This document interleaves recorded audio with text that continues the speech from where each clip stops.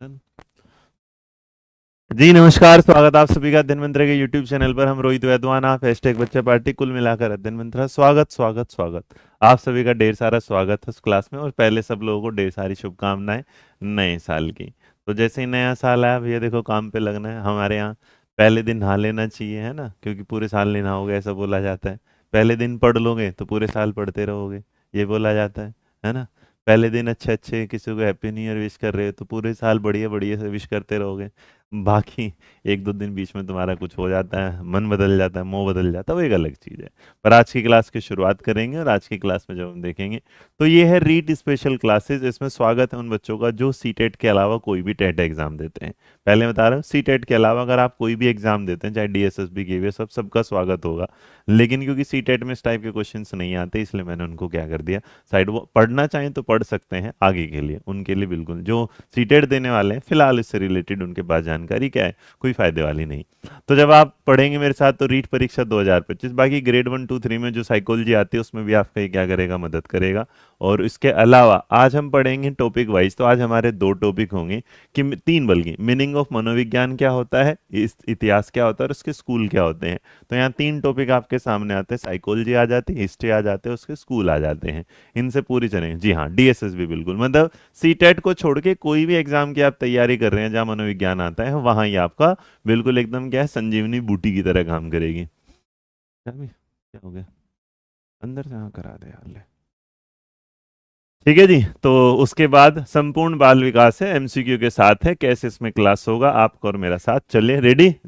नया साल मुबारक मुबारक मुबारक मुबारक मुबारक। और देखो अब नया साल आ गया, पिछला आया था वो चला गया, ये भी जाएगा, इसलिए इस बार थोड़ा सा ना मेहनत कर लेना ज़्यादा। बहुत सारे लोग ना बार बार ये कह रहे हैं कि जो कमियां पिछले साल में रह गई थी इस चीज़ को हम पूरा कर देंगे। फिर मैं कहता हूँ भैया जब तुम्हें एक दिन ज़्यादा दिया था 366 वाला, तब तो चीज़ें पड़ गई कम। अब की बार तो वैसे भी एक दिन कम है कि नहीं? पिछली बार कितने दिन दिए थे? 366। इस बार दिन कितने हैं? 365। तो वैसे ही एक दिन कम हो गया। तो इस एक दिन के कम होने का मतलब भैया सीधा सीधा रखो कि इसका मतलब हर दिन में आपको क्या करनी है, ज़्यादा से ज़्यादा मेहनत करनी है, पहले साल से ज़्यादा। हर दिन आपको थोड़ा सा क्या करना पड़ेगा, ज़्यादा मेहनत, ताकि आप कवर पाएं वो दिन। और उसके बाद अपनी मेहनत पर आप क्या करें, आगे बढ़ें और अपना एक नया भविष्य तैयार करें। ठीक है जी, चले आगे। रेडी? सही बात है ना? मतलब आप हर जगह रील में देखोगे जाके ही कहेंगे कि इस साल हम ये कर देंगे वो कर देंगे। तो एक दिन वैसे ही कम हो गया मेरे यार, पहले भी तुम कर रहे हो। चलो ठीक है, जेब लेनी ना। हाँ, मेरा विचार अगर पसंद आया तो ठीक है, नहीं पसंद आया तो मैं दे चुका, उसमें कोई कुछ कर नहीं सकता मैं अभी। चलिए, रीट का बैच जो है अभी भी नए साल के ऑफर में इसको अप टू 30% है, जहाँ पर तारीखें जो हैं वो बढ़ा दी गई हैं, वो कर दी गई हैं 10 तारीख तक, तो आप इसका वेल कर सकते हैं। बाकी ये रहा, रीट का कोड लगाना है, कोर्स आपका होगा। हम तो ऑलरेडी हैं ही आपके आरपीएससी ग्रेड 2 बैच में आते हैं आप हमारे साथ। और किसी भी बैच को चुनने के लिए एक काम और है, क्योंकि आने वाले साल में अध्ययन मंत्रालय की जो ऐप होगी उसमें आपको कुछ नया और फ्री मटेरियल जरूर मिलता रहेगा। तो इस फ्री मटेरियल के लिए आपको जाना है, रजिस्टर करना है। पेड कोर्स वाले पेड में जाओ, फ्री वाले यहाँ पर जाओ। पेड कोर्स में रीट चुनना है, यहाँ जाना, लेवल बस कूपन कोड रीट लगाना मत भूलना। ठीक है जी, चले भाई। हाँ, अब आपके सामने यहाँ से शुरुआत करेंगे। देखो मनोविज्ञान है क्या, पहले तो मनोविज्ञान के बारे में कई सारी बातें निकल के आएंगी। मनोविज्ञान है क्या, तो हम ये जानते हैं कि जो मनोविज्ञान है वो मन का विज्ञान है, जिससे बात को रिजेक्ट कर दिया गया था। नॉर्मली तो हम बोलते हैं क्या है, मन का विज्ञान। तो ये जो मनो है और ये क्या है, विज्ञान है। तो नमो नमो मनो मनो है ना ये वाला। तो मेरे बच्चे इसे पहले गोया था, बोला गया था मन का विज्ञान। लेकिन जो मन है और मन का विज्ञान है, विज्ञान साइंटिफिक चीजों पर काम करता है। मन, दिल, दिमाग, आने वाली जो चीजें में उसमें दिमाग को रखता है दूर, जो दिल में आए। और दिल में किसके क्या है ये तो पता ही न आपको ना मुझे, ये वाली बात के साथ जी। अब उसके बाद जो मनोविज्ञान है वो मानव व्यवहार का और उससे जुड़ी मनोवैज्ञानिक, सामाजिक और जैविक प्रक्रियाओं का क्या होता है, अध्ययन होता है। साइकोलॉजी शब्द का एक बेसिक मीनिंग जो आप सारे लोग जानते हैं कि वो साइको प्लस लोगस दो शब्दों से मिलकर बना था। साइकोलॉजी किससे बना है, दो शब्दों से मिलकर है, एक है साइकी और एक क्या है, लोगस। बहुत सारे लोग इसको, देखो तुमने देखा होगा साइको, नॉर्मली क्या बोलेंगे, सर जी साइको पढ़ा दो। अरे भैया साइको पागल होता है। तो पागल थोड़ी ना पढ़ाएंगे। सर जी एक काम करो पेड़ा पढ़ा दो। अरे पेडागोजी होता है पेड़ा, थोड़ा पेड़ा थोड़ी ना होता है कि भैया मथुरा का पेड़ा खाओगे और ये है ना नंदलाला के गुण गाओगे, नहीं। यहाँ शब्दों को पूरा बोला करो। कोई बोले साइकोलॉजी है तो साइकोलॉजी ही रखो इसके लिए, आप इसे मत बोला करो कि साइको पढ़ा दो। अब मैं तुम्हें कहूँ तुम साइको हो तो बताओ कैसा लगेगा तुम्हें? तो जब तुम्हें साइको हो नहीं तो तुम्हें साइको कैसे पढ़ा दूं मैं? ठीक है कि नहीं, बात समझे? तो इतनी जानकारी को जब आप समझते हैं तो अपने को साइको नहीं, तो दो शब्दों से बना, तो पहले आएगा साइकोलॉजी कौन सी भाषा से लिया गया शब्द है, तो याद रखें ग्रीक भाषा से। कितने डिवाइड हुए हैं? दो, साइको और क्या है लोगी जो है वो क्या है लोगस है। इसका साइकिल जो का मतलब जो होता है वो क्या है आत्मा, और मेरे बच्चे आत्मा के बाद जो लोगस है उसका मतलब अध्ययन, तो इसीलिए इसे बोला जाता है आत्मा क्या अध्ययन। तो प्लीज आज के बाद इसे मत बोलना कि सर जी साइको पढ़ा दो। अगर तुमने ये बोला साइको पढ़ा दो तो याद रखना तुम क्या कहलाओगे, है कि नहीं? हाँ। एन के बेटा ये सीरीज 360 को कवर करते हुए तैयार करी है मैंने, है ना? तो आगे भाई, तो यहाँ से दो बातें आपके सामने बड़ी प्यारी प्यारी से हमने रख दी, और जो हमने प्यारी बातें रखी हैं वो हमने रखी है कि मनोविज्ञान जो है नॉर्मली मन का विज्ञान कहलाता है, लेकिन सबसे शुरुआत में इसे ग्रीक भाषा के साइकोलॉजी शब्द जिसमें साइकी प्लस लोगस से लिया गया है। हाँ, तो उसमें साइकी प्लस लोगस, साइकी का मतलब होता है उसका मतलब आपका मन, और उसके बाद लोगस का मतलब होता है अध्ययन। तो जहां आप मन का अध्ययन या आत्मा का अध्ययन करते हैं उसको आप दिमाग में, ठीक है भाई, स्क्रीनशॉट ले लो, आगे बढ़ते हैं। डन। जब इतनी बातें आप पढ़ लेते हैं और पढ़ने के बाद आपके सामने आ जाता है ये पूरा पार्ट, अब उसके बाद हमारे सामने कुछ चीजें आती हैं कि मनोविज्ञान की अलग अलग लोगों ने कुछ अलग अलग डेफिनेशन दी है। ये स्क्रीनशॉट, अगर ये आपको पीडीएफ चाहिए तो अध्ययन मंत्रा की ऐप डाउनलोड कर लेना, फ्री पीडीएफ सेक्शन में आपको मिल जाएगा। डन। अब यहां से देखो क्या होगा कि मनोविज्ञान वातावरण से संबंधित व्यक्ति की क्रियाओं का विज्ञान है। तो वुडवर्थ जो है, तो याद रखना, जैसे वुड, वुड का मतलब मेरे बच्चे क्या होती है? लकड़ी, है ना? क्या होता है? लकड़ी। और जो लकड़ी है उस पे क्या किया जाता है? काम किया जाता है। और जैसे उसे काम करके एक आकार दिया जाता है तो वो एक बढ़िया सी चेयर, बढ़िया सी टेबल, या बढ़िया सा वो एक इंटीरियर का सामान बन जाता है। तो इसका मतलब एक बात हमेशा, बाबू मेरे हो गया हैप्पी न्यू ईयर, रुक जाओ मेरे यार, हैं पढ़ लो, happy new year special class ले लेंगे, आ जाओ बस। अब इसका मतलब वुडवर्थ, तो याद रखना अगर कोई बोलेगा क्रियाओं का विज्ञान, तो ये किसने बोला है? वुडवर्थ ने। एक डेफिनेशन आती आती है, विलियम वुंट ने कहा के अनुसार मनोविज्ञान आंतरिक अनुभूतियों की क्या है? खोज है। विलियम वुंट ने सबसे पहले क्या है? लैब खोजी थी। तो इसे इसलिए याद रखना कि इसकी जो परिभाषा इसमें क्या रखा है? खोज वर्ड आ रखा है। और वॉटसन जो है मेरे बच्चे तुम्हें पता है व्यवहारवाद के पिता है, तो मनोविज्ञान व्यवहार का शुद्ध एवं धनात्मक विज्ञान है। ये तीनों याद रखना। अगर खोज क्रियाओं वाली बात आएगी तो इसका मतलब वुडवर्थ साहब आएंगे कहीं पर, सॉरी वुडवर्थ क्रियाओं पर बात आएंगे, विलियम वुंट किस पर आएंगे? खोज पर आएंगे। और अगर व्यवहार है तो वो किसका है? वॉटसन का है। यहां तक दोनों बातें पता चल गई? अगर हाँ तो इसका स्क्रीनशॉट लो, आगे देखते हैं। तो सबसे ज्यादा उसके बाद क्या बोलेंगे कि psychologist study of human behaviour and human relationship. तो अगर ह्यूमन बिहेवियर ह्यूमन रिलेशनशिप दोनों आ जाए तो ह्यूमन ह्यूमन दो बार आया, क्रो एंड क्रो की डेफिनेशन आ जाएगी। तो इन बातों का अपन को क्या रखना है? याद रखना है। अब इसके बाद अगर आप देखते हैं तो यहाँ स्किनर साहब आते हैं, देखो। तो मनोविज्ञान जो है वो मानव व्यवहार का और मानव क्या है? संबंधों का अध्ययन है। देखो यहाँ पर भी क्रो एंड क्रो कितनी बार है? दो बार। यहाँ पर भी मानव कितनी बार है? दो बार। तो इसलिए से याद रखना कि एक ही शब्द की जो दो पुनरावृत्ति हो रही है वो क्रो एंड क्रो की डेफिनेशन में आपको जरूर देखने को मिलती है। उसके बाद स्किनर भी कहता है कि जो व्यवहार और क्या है? अनुभव का। तो जहां पर आपका एक्सपीरियंस आ जाए, अब मान लो भैया तुम्हारी स्किन पर कोई चूटी काट ले, तो चूटी काटने के बाद जो तुम्हें दर्द होगा वही क्या होगा? अनुभव होगा। तो स्किन पे जो तुम्हारे अनुभव ग्लो आ रहा होगा ना सर्दियों में जैसे, तो तुम्हें अपने चेहरे पर ग्लो लग रहा होगा इस तरीके से। तो यहाँ ये स्क्रीनशॉट लो, फिर आगे बढ़ेंगे हम यहाँ से।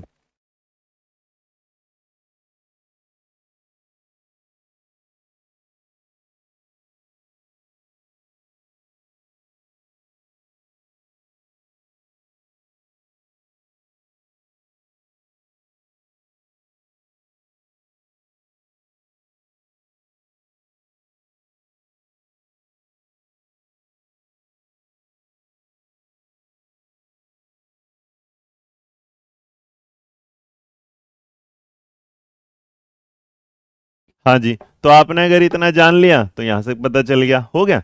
अब उसके बाद ये जानने के बाद आपके सामने आते हैं हमारे स्कूल ऑफ साइकोलॉजी। देखो स्कूल ऑफ साइकोलॉजी से नॉर्मली आपका एक सवाल आएगा ही आएगा। इसमें आप चाहे एचटेट में देख लो, चाहे रीट में देख लो, चाहे यूपी टेट में देखो, मैं पहले ही बोल रहा हूं इस क्लास को आप इस तरीके से देखिएगा कि ये क्लास सिर्फ और सिर्फ सीटेट के पर्सपेक्टिव से मैं इसे हटा देता हूं। और मैं इसलिए सच बोल के ही बोल रहा हूं क्योंकि सीटेट में ना क्वेश्चन जो पेडागोजिकल क्वेश्चन ज्यादा आते हैं, फैक्ट बेस्ड सवाल नहीं आते, बट आपको इन फैक्ट्स को याद रखना है। तो अब उसके बाद अगर आपसे कोई पूछेगा कि मनोविज्ञान के जो संप्रदाय हैं, मनोविज्ञान के संप्रदाय हैं मतलब स्कूल ऑफ साइकोलॉजी। अब संप्रदाय का मतलब क्या होता है? देखो तुम्हारा स्कूल होता है जिसमें तुम पढ़ने गए, लेकिन संप्रदाय क्या होता है कि मेरा था, मैंने किसी चीज की जानकारी रखी और उस बात को मैंने बढ़ाया, और उसके बाद कुछ लोगों ने मेरी बात को क्या किया, एक्सेप्ट किया, और कुछ ने रिजेक्ट कर दिया। तो जो एक्सेप्ट करने वाले हुए तो वो मेरे स्कूल में एडमिशन ले लेने गए, जिन्होंने एक्सेप्ट नहीं किया वो मेरे स्कूल से क्या चले गए बाहर। तो जो बाहर चले गए उन्होंने जाके अपना एक नया स्कूल क्या कर दिया, तैयार कर दिया।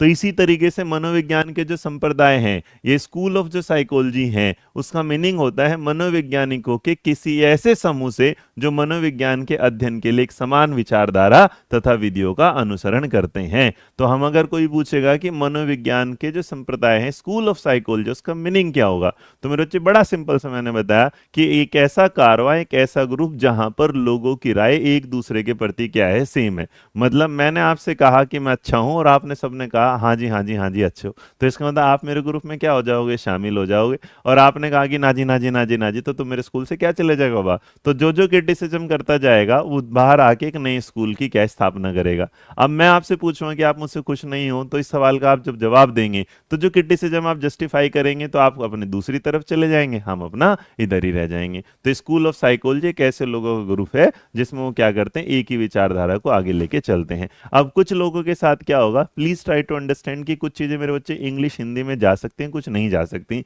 लेकिन अगर आप ध्यान से देखेंगे तो मैंने इंग्लिश में बोल रहा हूँ, है ना। तो अगर आप इसे देखेंगे, इसके नोट्स बनाने की कोई जरूरत नहीं। ये याद रखना, अगर आप इन्हें सोचते हैं कॉपी में नोट्स बना के पास होंगे तो आपकी सबसे बड़ी गलतफहमी है, बस इसे समझिएगा। यहां तक समझ में आ गया, यस और नो? अब उसके बाद हम धीरे धीरे हर एक स्कूल की तरफ बढ़ेंगे। यहां तक मीनिंग समझ में आया? स्कूल ऑफ साइकोलॉजी का मतलब क्या होगा, समान विचारधारा के लोगों का एक जगह एक समूह में रहना और उस बात को आगे जाके लोगों के बीच में स्प्रेड करना, बढ़ाना कि हम ये बात ये बोल रहे हैं तो इसके पीछे का रीजन क्या है। ठीक है जी, डन।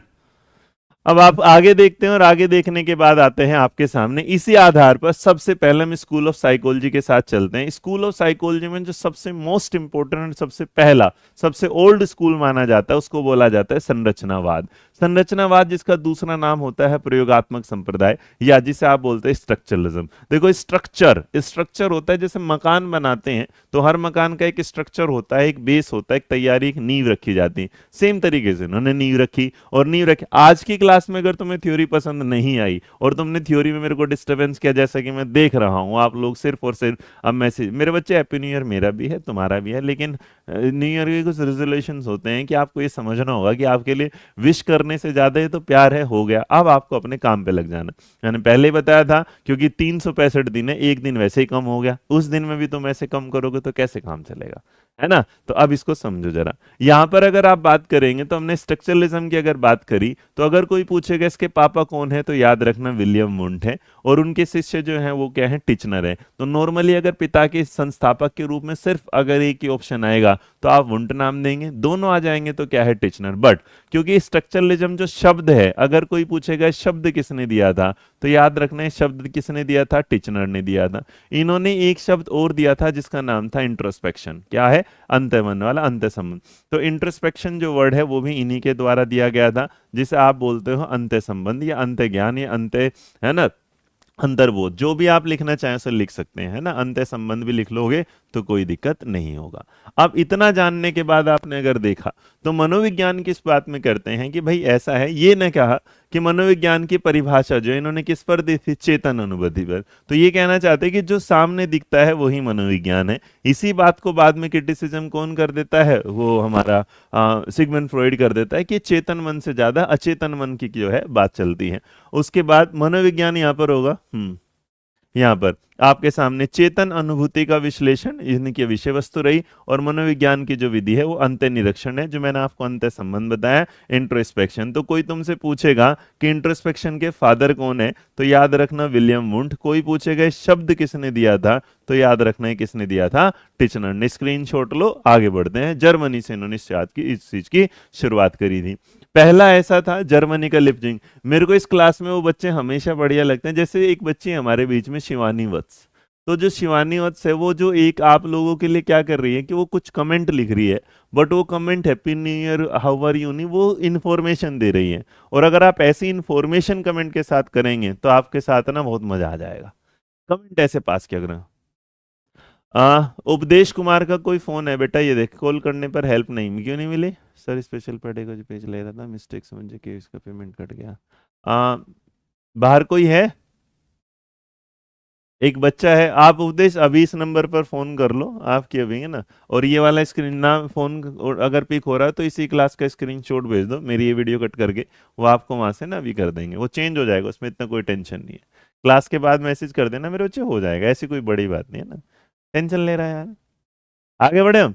तो इतनी जानकारी को जब आप समझ लेते हैं तो यहां से हमने जान लिया कि स्कूल का तो पहला जो स्कूल था ये। अब जब ये स्कूल आया तो इस स्कूल के बाद एक स्कूल आया जो सबसे मोस्ट इंपोर्टेंट कहलाया। क्योंकि इंपोर्टेंट इसलिए कहलाया कि इसमें वो लोग शामिल हो गए जिन्होंने मनोविज्ञान पर सबसे ज्यादा काम किया। और मनोविज्ञान पर सबसे ज्यादा काम करने वाला जो एक इंसान था, जॉन डीवी, वो इसी स्कूल की विचारधारा का था। इसीलिए अगर आप देखेंगे तो इसे बोला जाएगा लर्निंग बाय डूइंग। क्या बोला जाएगा? Learning by doing. तो लर्निंग बाय डूइंग जो है इसका मतलब करके सीखना। और जब आप कुछ कर रहे हैं उसी को क्या बोला जाता है? कार्य किया जाना। तो इसको प्रकार्यवाद या कार्यवाद संप्रदाय के नाम से भी क्या है, जाना जाने लगा। अब अगर आपके सामने ये वाली बात है तो यहां हम कहना चाह रहे हैं कि जो फंक्शनलिज्म है वो स्ट्रक्चरलिज्म के बाद दूसरा स्कूल, विलियम वुंट का जो साथी उसके आजू बाजू के समय का था, उसमें एक नाम था विलियम जेम्स। अब विलियम जेम्स आया और उसने इस स्कूल की क्या कर दी, स्थापना कर दी। विलियम जेम्स वो इंसान था, अगर यहाँ विलियम जेम्स ना इस स्कूल के क्या है, संस्थापक माने जाते हैं। और याद रखना, अगर कोई भी कौन, मनोविज्ञान के वास्तविक पापा भी यही माने जाते हैं। और सबसे बड़ी बात, विलियम जेम्स वो थे जिन्होंने प्रिंसिपल ऑफ साइकोलॉजी, मतलब साइकोलॉजी के सिद्धांतों पर पहली किताब भी लिखी थी। बट इनकी एक किताब बड़ी फेमस हुई जिसका नाम था टॉक टू टीचर्स। अब जब टॉक टू टीचर्स पर बात करते हैं तो टीचर्स पर बात करने वाली अगर कोई पहली बुक है तो वो यही थी जो इनके द्वारा क्या है, लिखी गई थी।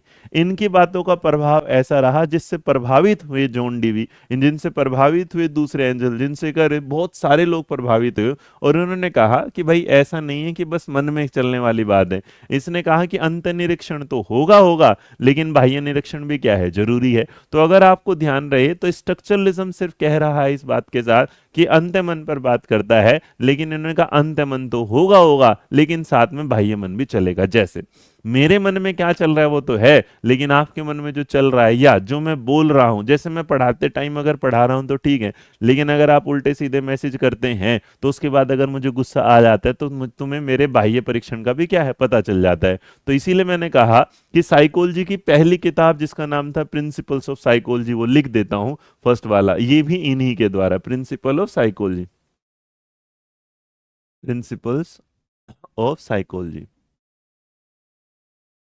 अब ये किताब क्या है, इनके द्वारा हुई। और दूसरी किताब यहाँ, इतनी सारी चीजों के साथ चलते चलते हमारा जो है मनोविज्ञान धीरे धीरे अपने चरम पर आगे बढ़ने लगा। और अगर वो आगे बढ़ने लगा तो इन्होंने क्या, अमेरिका में थे शिकागो में, इन्होंने क्या, मनोविज्ञान की परिभाषा व्यक्ति की क्रियाओं के कार्य, क्या है, कार्य, फंक्शन। इसका मतलब जो डूइंग पर्सपेक्टिव है वही आपका जो एक्टिव पार्ट कहलाता है, इस पर इन्होंने ज्यादा फोकस किया। और मनोविज्ञान की विधि को जो अंत्य निरीक्षण था, जो इंट्रोस्पेक्शन था, इसका मतलब यहां पर इन्होंने क्या था, इंट्रोस्पेक्शन तो इनके साथ था ही था, लेकिन इन्होंने मेरे बच्चे क्या करा, एक्स्ट्रोस्पेक्शन नाम की भी एक चीज को जन्म दे दिया। और एक्स्ट्रोस्पेक्शन भी इनके साथ क्या है। तो इसका मतलब अगर कोई पूछेगा कि मनोविज्ञान की वो कौन सा संप्रदाय है जिसमें इंट्रोस्पेक्शन और एक्स्ट्रोस्पेक्शन दोनों शामिल होते हैं, तो क्या दोगे सवाल का जवाब, बताना जरा, क्या दोगे सवाल का जवाब? अगर कोई तुमसे पूछेगा कि मनोविज्ञान का वो कौन सा स्कूल है जिसने अंत निरीक्षण के साथ साथ बाह्य निरीक्षण अर्थात इंट्रोस्पेक्शन के साथ साथ एक्स्ट्रोस्पेक्शन पर भी बात की, बताना जरा, क्या जवाब दोगे फटाफट, देखो कितने लोग इन्वॉल्व हैं।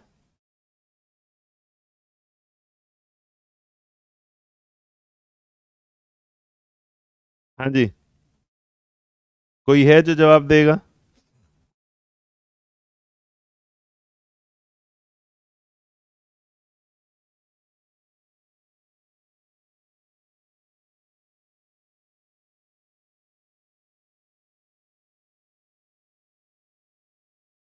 बहुत बढ़िया, उसको क्या बोला जाएगा? फंक्शनलिज्म या कार्यवाद।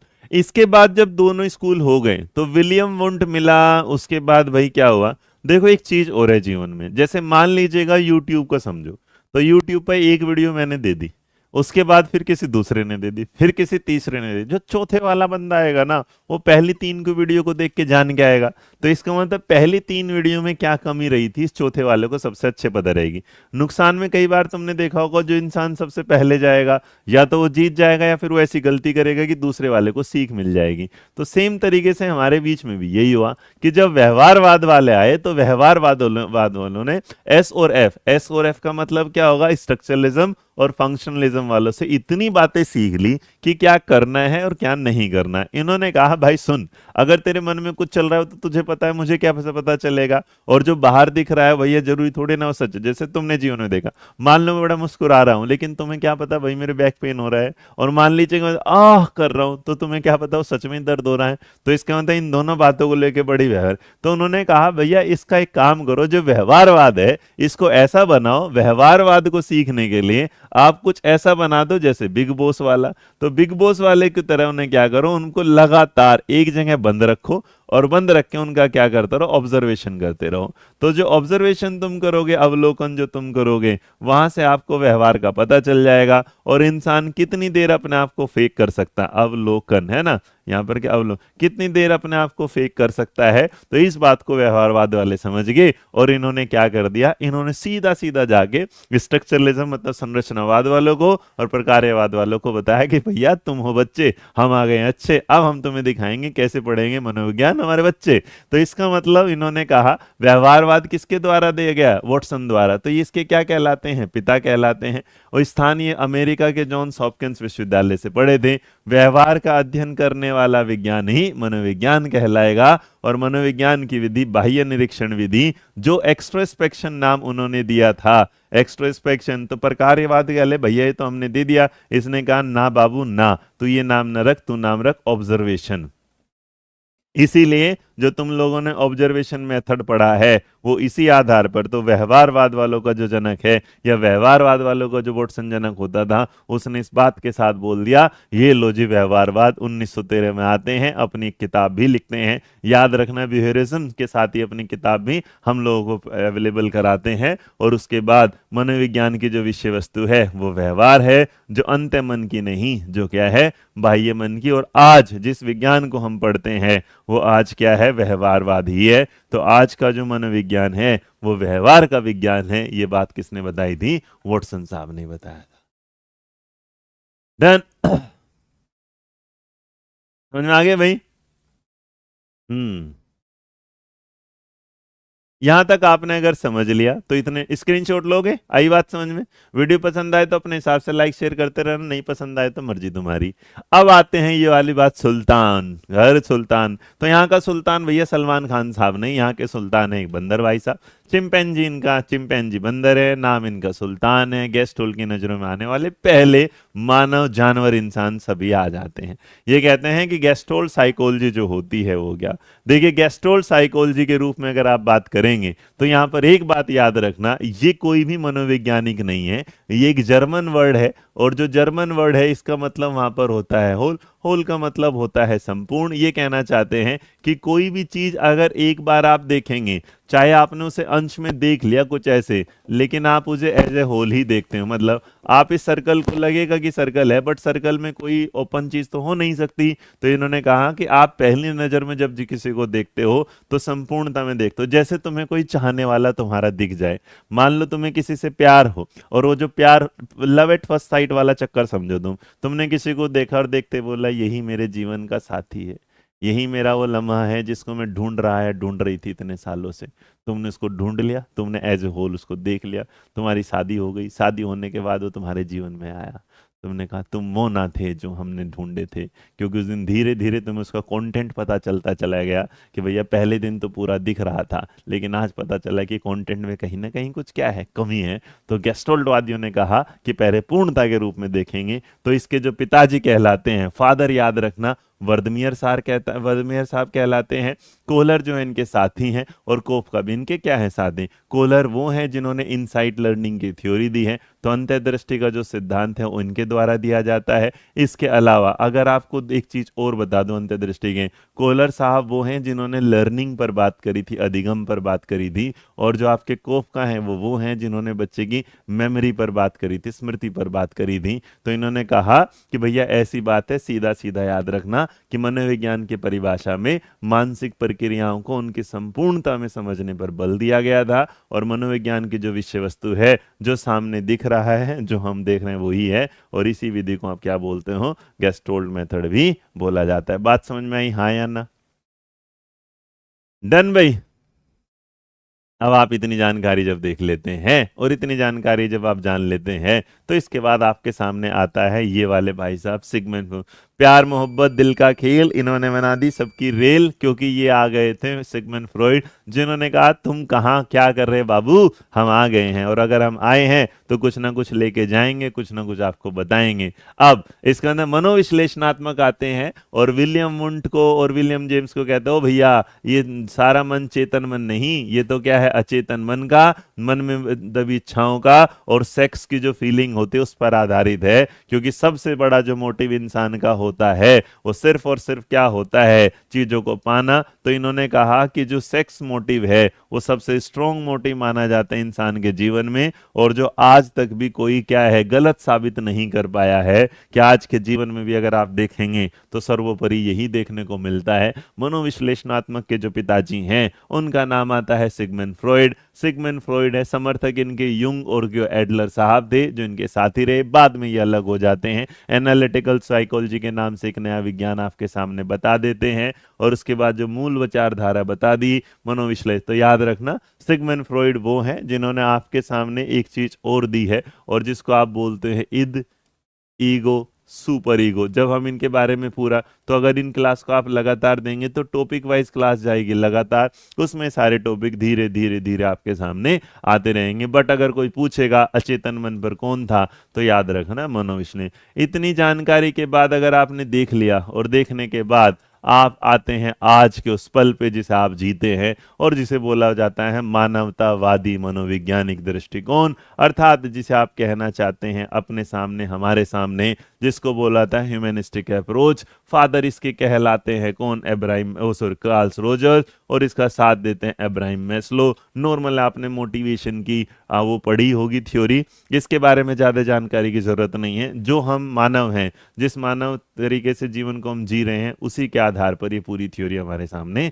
आती है। और ये क्लास मेरे बच्चे बिल्कुल डेली होगी। तो अगर आपने यहाँ पर समझ लिया, इसके बाद हम सफर करते हैं एमसीक्यू का। तैयार हैं आप, हाँ या ना? रेडी? चलें। इद ईगो सुपर ईगो, तुम्हारी इच्छा ना सवालों के साथ ज्यादा है ना, दमन ही सवालों से होता है तुम्हारा। खैर कोई बात नहीं, हम तो दमन कर देंगे, है ना, थ्योरी भी और वो भी। तो पहले मैंने आपको बेसिक थ्योरी बता दी, स्कूल इतिहास और उसकी मनोविज्ञान की। अब हम देखते हैं इसके बारे में पूरी जानकारी के। डन? बढ़े आगे।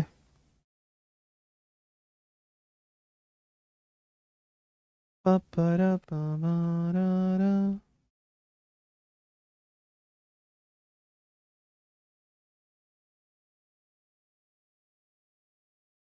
Ready steady go. चलिए पहला सवाल आपकी स्क्रीन पर जो आएगा, और वो आपसे क्या कहना चाहता है जरा देख लेते हैं।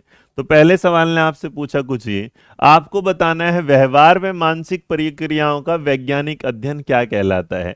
व्यवहार एवं मानसिक जो हमारी प्रक्रियाएं होती हैं, जो scientific study of behaviour and mental process जो होता है, वो क्या कहलाता है। पहले सवाल का जवाब दीजिएगा। इस सवाल का जवाब क्या होगा जी? क्या होगा इस सवाल का सही जवाब?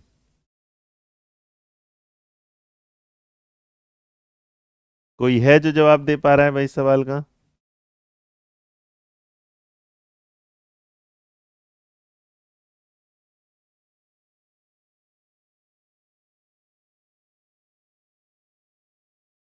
ओहो, नहीं बता पा रहे।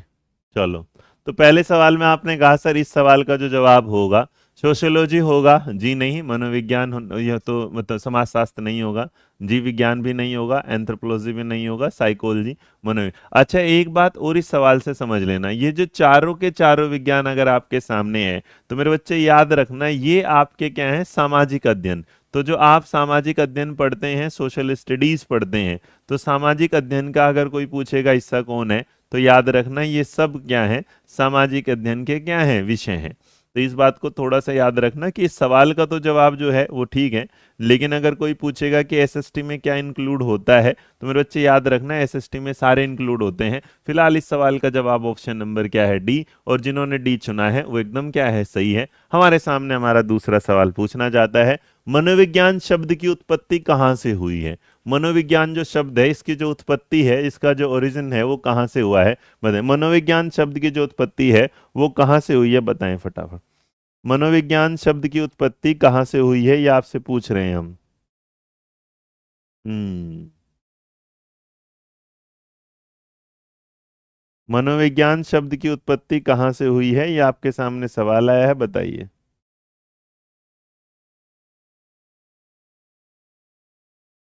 हम्म, बहुत। अब देखो मनोविज्ञान शब्द की उत्पत्ति कहाँ से हुई, लैटिन भाषा से, स्पेनिश से, ग्रीक से। तो अभी हमने अपनी वीडियो के दौरान जाना कि ये ग्रीक के दो शब्दों से बना था, जिसका नाम क्या है, साइकी और लोगस। साइकी जिसका मतलब आत्मा, लोगस जिसका मतलब क्या होता है, अध्ययन। इसीलिए इसी वजह से इसको क्या बोला जाता है, आत्मा का अध्ययन। तो ऑप्शन नंबर सी बिल्कुल क्या है, सही, ग्रीक आपने चुना है, एकदम बढ़िया। नेक्स्ट नंबर आपकी स्क्रीन पर है, ये रहा, जहां आपसे पूछा जा रहा है ये कि मनोविज्ञान का जो जनक है वो किसको माना जाता है। फादर ऑफ जो साइकोलॉजी हम किसको मानते हैं, फादर ऑफ साइकोलॉजी जो है हम किसको मानते हैं, नंबर 3 के साथ। सवाल नंबर 3 का जो जवाब है, अगर आप मनोविज्ञान का जनक पूछ रहे हैं तो याद रखना सवाल का दिमाग बिल्कुल बढ़िया से यहीं रखना। अगर आपसे किसी ने पूछा कि मनोविज्ञान का जो जनक है वो किसको बोला जाता है, फादर किसको बोला जाता है, तो विलियम जेम्स को बोला जाएगा, विलियम वुंट को बोला जाएगा, जॉन वॉटसन को बोला जाएगा, सिगमंड फ्रॉइड को बोला जाएगा, या किसको बोला जाएगा, नंबर 3 का जवाब। सवाल नंबर 3 कई बार आपको कंफ्यूजन देगा ABCD के बारे में, लेकिन मेरे बच्चे अगर कोई भी तुमसे पूछेगा तो सवाल का जवाब देना option number B, William Wundt. लेकिन अगर कोई पूछे कि मनोविज्ञान का, आधुनिक मनोविज्ञान का जनक, कोई आगे लिख दे अगर आधुनिक, मॉडर्न साइकोलॉजी का जनक अगर कोई पूछेगा, तो फिर आपको जवाब देना है विलियम जेम्स। तो दोनों बातें याद रखना कि वुंट पूछे जाएंगे तो मनोविज्ञान के जनक के रूप में आएंगे, लेकिन सवाल ने अगर आपके सामने ये शर्त रख दी कि आधुनिक मनोविज्ञान के पिता कौन कहलाएंगे, तो मेरे बच्चे याद रखना आधुनिक मनोविज्ञान के जो पिताजी हैं वो हमारे सामने क्या कहलाएंगे, विलियम जेम्स। दोनों बातें बिल्कुल क्लियर है, कोई डाउट है भाई, दोनों बातों में से किसी में कोई डाउट, यस और नो, डन है, डन। तो मॉडर्न साइकोलॉजी अगर कोई पूछेगा, अच्छा, और अगर मेरे बच्चे इसके अलावा एजुकेशनल साइकोलॉजी कोई पूछे, मतलब शैक्षिक मनोविज्ञान अगर कोई पूछ ले, तो याद रखना शैक्षिक मनोविज्ञान के अगर जनक या फादर कोई पूछेगा, तो शैक्षिक मनोविज्ञान का जो जनक और फादर होंगे उनका नाम होगा थॉर्नडाइक। क्या होगा, थॉर्नडाइक। तो इतनी बातों के साथ बात समझ में आई, यस और नो। आपसे 3 पिताजी पूछे जा सकते हैं। पहला पिताजी पूछा जा सकता है कि मनोविज्ञान के पिता के रूप में, तो विलियम वुंट को याद रखना। कोई पूछेगा आधुनिक मनोविज्ञान के पिताजी के, विलियम जेम्स, जिन्होंने प्रिंसिपल ऑफ क्या है, साइकोलॉजी और टॉक टू टीचर्स किताब लिखी। कोई पूछेगा कि एजुकेशनल साइकोलॉजी, शैक्षिक मनोविज्ञान के पिता किसको बोला जाता है, तो याद रखना उनको थॉर्नडाइक साहब को बोला जाता है। डन भाई, आया समझ में, आगे ले चले। इतनी जानकारी के बाद आपके सामने बढ़ता है हमारा नया सवाल, पूछना चाहता है क्या, मनोविज्ञान के किस स्कूल ने चेतना के आंतरिक कार्य पर ध्यान दिया। मतलब मनोविज्ञान का कौन सा स्कूल था जिसने कॉन्शियसनेस पर बात की, बताओ, कॉन्शियसनेस के इनर वर्क पर काम किया। नंबर 4, ध्यान से दीजिएगा जवाब क्या होगा, नंबर 4 का जवाब, मनोविज्ञान के किस स्कूल ने चेतना के आंतरिक कार्य पर ध्यान केंद्रित किया। अब अब सवाल में अगर आपके सामने नंबर 4 है, तो नंबर 4 का जो जवाब होगा वो क्या होगा। 4 नंबर में अगर आप जाते हैं तो 4 का जवाब पहला कि इसमें प्रकार्यवाद होगा, संरचनावाद होगा, गेस्टोल्डवाद होगा, मनोविश्लेषण हो गया। देखो मनोविश्लेषण ने तो क्या अचेतन पर बात करी थी, अनकॉन्शियस पर। तो इसका मतलब ये तो हो नहीं सकता। गैस्ट्रोल ने ऐसा कुछ बात नहीं करी, उन्होंने संपूर्णता पर एज ए होल पर बात करी, ये वाला। संरचनावाद वाले हैं, इन्होंने आंतरिक मन पर, इन्होंने क्या किया था, देखो इन्होंने इंटरनल उस पर बात करी थी, तो इसका इसीलिए इंट्रोस्पेक्शन आया। तो मेरे बच्चे कार्य पर इन पर काम करने वाले थे, क्या प्रकार्यवाद वाले। तो फंक्शनलिज्म वो था जिसने चेतन मन पर क्या की थी बात। तो 4 का जो जवाब होगा, वो जितने भी मेरे बच्चों ने ऑप्शन नंबर बी लिखा है वो सही है। अगर आपने 4 के अलावा कोई ऑप्शन दूसरा चुना है तो आपने ऑप्शन क्या है, गलत चुन लिया। तो 4 का जो जवाब होगा आ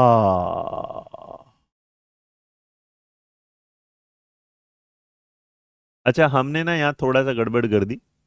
किसने अनकॉन इनर पे था ना, हाँ इनर पे मेरे बच्चे ये रहा, इनर के साथ बाह्य था। सॉरी सॉरी सॉरी, इनर, ये नाम याद है ना। यहाँ पर क्या गया था आपके साथ, इनर फंक्शनलिज्म क्या था, इनर भी था प्लस में क्या था, एक्सट्रो भी था। सवाल ने खाली इनर पूछा है ना, हाँ जी, तो इनर पूछा तो मेरे बच्चे खाली फिर जवाब होगा ऑप्शन नंबर बी। कितने लोगों ने बी जवाब दिया, बी बी बी, हाँ हाँ बी होगा, मैंने ध्यान नहीं दिया उस पे वो करते टाइम। अगर सवाल क्या था, हम वो बता ही रहा था, संरचनावाद वाले जो थे वो इनर वाले थे, लेकिन जो प्रकार्यवाद है इन इंट्रोस्पेक्शन प्लस में क्या है, एक्सट्रो, उसी के बाद व्यवहारवाद वालों ने ऑब्जर्वेशन। सॉरी भाई, कान पकड़ के सॉरी, वो ध्यान आ गया मेरे को, ठीक है। हाँ मैंने कर दिया था। तो फंक्शनलिज्म जो था वो क्या था, इंट्रो प्लस एक्सट्रो दोनों था, खाली इंट्रो वाला जो था, मैं तो तुम्हें चेक कर रहा था, तुम्हें क्या आया था, नहीं मैंने गलती कर दी थी, ठीक है। चलिए नेक्स्ट नंबर आपके सामने बढ़ते हैं, नया सवाल।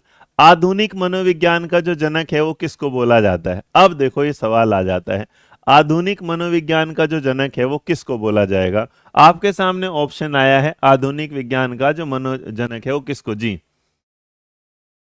हाँ, आधुनिक मनोविज्ञान के साथ बताना जरा।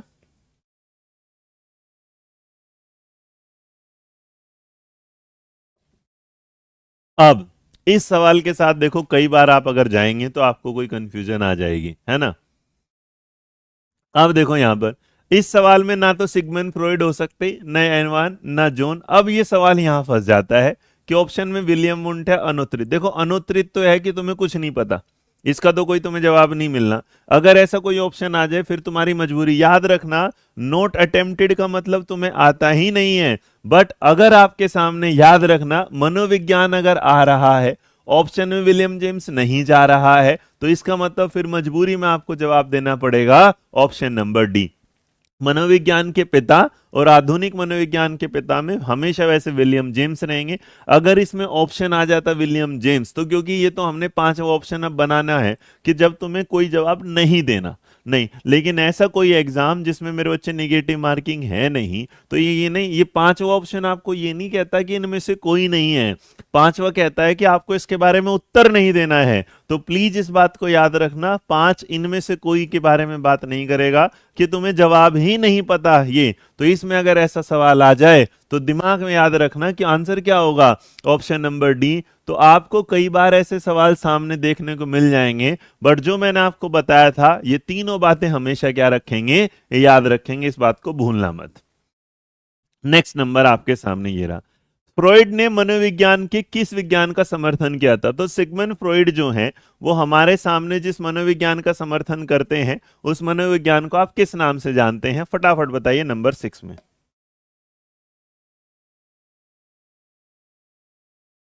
बताइए,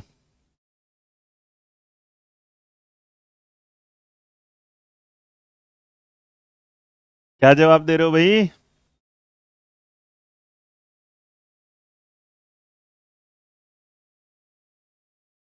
बहुत बढ़िया, हाँ बिल्कुल, फिर ऐसा सवाल कंफ्यूजन में हो सकता है, वो दे ही ना। नंबर आपके सामने सिगमंड फ्रॉइड है, थोड़ा जल्दी चलते हैं। देखो सिगमंड फ्रॉइड के बारे में अभी बात करके आए थे, इन्होंने क्या है, साइकोडायनामिक। तो मेरे बच्चे याद रखना, मनोगतिक हो या मनोविश्लेषणात्मक, दोनों ही इनके हैं। तो अगर कभी भी आपके सामने आ जाए ये वाला, और एक और याद रखना मनोलैंगिक, तो अगर कभी आ जाए मनोलैंगिक तो वो भी इन्हीं का है। डन, तो एक मात्रा होगी यहाँ पर मनोल। तो इन तीनों के बारे में एक ही याद रखना, जो सवाल का जवाब ऑप्शन नंबर क्या हो जाएगा ए। तो जिन्होंने ए जवाब दिया वो बिल्कुल क्या है, सही है। अब बाकी आगे बढ़ेंगे नंबर 7 की तरफ। अचेतन और मनोविश्लेषणात्मक की अवधारणा किसने प्रस्तुत करी थी? अनकॉन्शियस माइंड की और साइको एनालिटिकल की जो है अवधारणा। अब तुम्हें आ गया है समझ में तो फटाफट जवाब देते चलो, फटाफट जवाब देते चलो जी, बोलो जरा जल्दी। हम्म, क्या जवाब दे रहे हो भाई? बहुत बढ़िया। तो आपने अगर यहां पर इस सवाल का जवाब दिया है, जो नंबर आपके सामने क्या है, 7 है, तो सवाल नंबर 7 का जवाब ऑप्शन नंबर डी है अगर, तो आप और मैं बिल्कुल खुश हैं। चलो एक बात ये तो हो गया। मेरे बच्चे कार्ल्स रोजर जो हैं, याद रखना पिता किसके थे? मानवतावादी के। क्या है? मानवतावादी मनोविज्ञान के, ये रखना।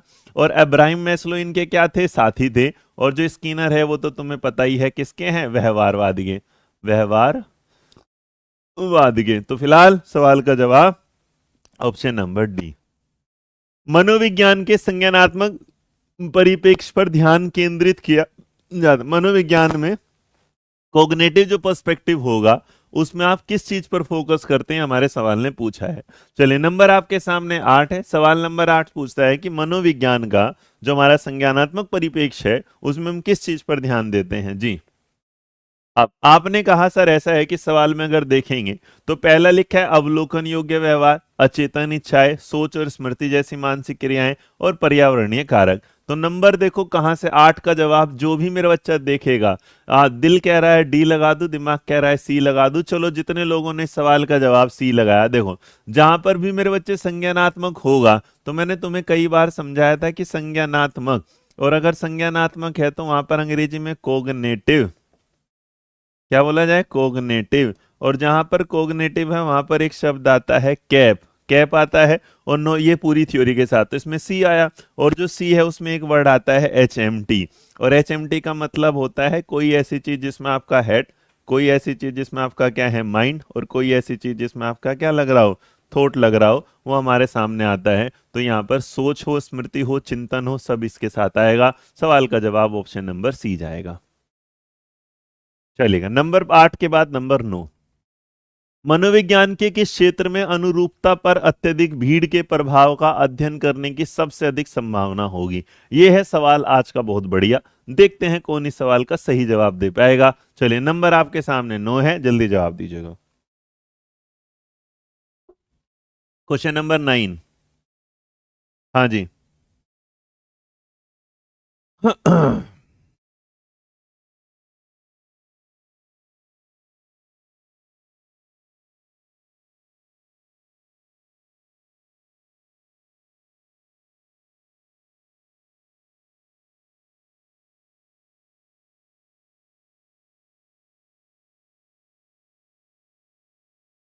अब आपने अगर इस सवाल के साथ जवाब चुना है तो आप दे रहे हैं जवाब डी। 9 का जवाब मैक्सिमम लोगों ने जो दिया है सी और डी। अरे बहुत बढ़िया। अब देखो जरा, भीड़ हो गई, तो भीड़ होगी तो इसका मतलब क्राउड हो गया, क्राउड हो गया तो इसका मतलब ओवर क्राउडेड वाली बात आ गई। अगर ओवर क्राउडेड बात आ गई तो इसका मतलब समाज में लोग हो गए हैं ज्यादा। तो अगर ज्यादा हो गए तो ना पर्सनैलिटी, ना कॉग्निटिव, ना क्लिनिकल। सवाल का जवाब ऑप्शन नंबर डी। ईमानदारी से बताओ तुमने इस सवाल का जवाब कैसे ढूंढा? ईमानदारी से बताओ तुमने इस सवाल का जवाब कैसे, मतलब क्या दिमाग में आया तुम्हारे कि इस सवाल का जवाब ये होगा? बताओ जरा, कैसे ढूंढ के लाए तुम इस सवाल का जवाब? लाइक भी करते चले यार, हैं? वीडियो लाइक नहीं कर रहे तुम? हम्म, कैसे ढूंढा? कहीं कोई क्राउड से ढूंढा, बहुत बढ़िया। नंबर 9 के बाद नंबर क्या है? आत्मबोध की अवधारणा किस मनोवैज्ञानिक परिप्रेक्ष्य का केंद्र है? आपसे पूछ रहा है इंट्रोस्पेक्ट, सेल्फ एक्चुअलाइजेशन जो है, सेल्फ एक्चुअलाइजेशन जो है वो किसने दिया है शब्द? बहुत बढ़िया, क्राउड से ना, शाबाश। तो अब आपको नंबर हमारा 10 ढूंढना है, और 10 में अगर आपने देखा है तो यहां से देख लेते हैं जी। जैसे मैंने बताया ना साहब, बस यही कीवर्ड पकड़ना तुम सीख जाओ। आत्मबोध की जो अवधारणा है वो किस मनोवैज्ञानिक परिप्रेक्ष्य का केंद्र है, ये आपसे हमने सवाल में पूछा है। जरा फटाफट बताइए क्या होगा। बहुत बढ़िया, उत्तम, शाबाश शाबाश, उत्तम जी। नंबर आपने कहा कि सर नंबर 10 का जो जवाब होगा, 10 का जवाब देखो मेरे बच्चे ऐसा है, आत्मबोध। तो आत्मबोध के बारे में तुम्हें सेल्फ एक्चुअलाइजेशन में जो मानवतावादी एक आदमी है जिसका नाम है मैस्लो, क्या नाम है? मैस्लो। मैस्लो का जो सिद्धांत है उसमें जो उसका फिफ्थ पॉइंट है, सबसे टॉप वाला पॉइंट है, उसी को क्या बोला जाता है, आत्मबोध या आत्मसिद्धि। तो ये दोनों यहीं से हमें पकड़ने थे और हमने यहीं से इसको पकड़ा है, इसलिए सवाल का जवाब ऑप्शन नंबर क्या होगा, डी। जिन्होंने डी चुना वो एकदम क्या है, बढ़िया, बेहतरीन, शाबाश। नेक्स्ट क्वेश्चन आपकी स्क्रीन पर।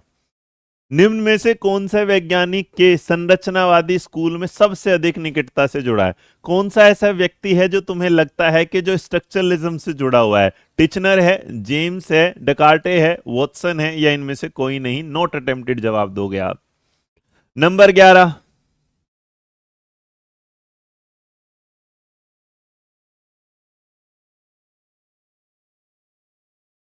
जी,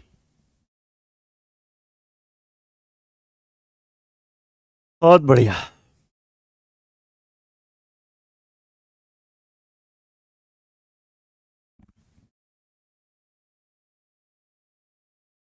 अब आपने अगर इस सवाल में जवाब दिया, शाबाश। तो अगर हम नंबर 11 को देखेंगे तो हमारे सामने एक इंसान आ रहा है जिसका नाम क्या है, टिचनर। अरे भाई, निकटता से क्या जुड़ा हुआ, जिसने शब्द ही ये दिया। संरचनावादी शब्द के जो पिता हैं, शब्द के क्या हैं, पिता हैं, वो यही हैं, इन्होंने ही बताया था।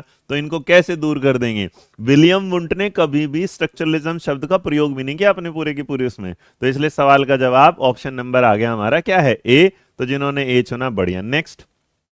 कौन सा मनोवैज्ञानिक परिप्रेक्ष्य व्यवहार पर सांस्कृतिक और सामाजिक कारकों के प्रभाव पर जोर देता है? मतलब ये सवाल बढ़िया आसान है, फटाफट जवाब दे दोगे, याद रखेंगे। अच्छा, कल जो हमारी क्लास होने वाली है मैं उसका भी बता दूं। कल आपसे मुलाकात होगी मेरी क्लास में, एनसीएफ और क्या होगा, तो दिखा दे भाई इनको बच्चों को। हाँ जी, कल हमारी नंबर 2 जो क्लास होगी उसमें हम मुलाकात करेंगे किससे, आरटी, एनसीएफ और एनईपी, जिसमें आरटी 2009 भी है, इसके अलावा 2024 नया भी है, एनसीएफ के सारे फॉर्म है और एनईपी के भी सारे। तो इस क्लास में क्या मिलेंगे, वीडियो लिंक दे दिया जाएगा, अपना अटेंडेंस लगा देना पहले, लाइक शेयर सब्सक्राइब करके। मैं मुलाकात करूंगा कल ठीक 12 बजे दोपहर में फिर दोबारा।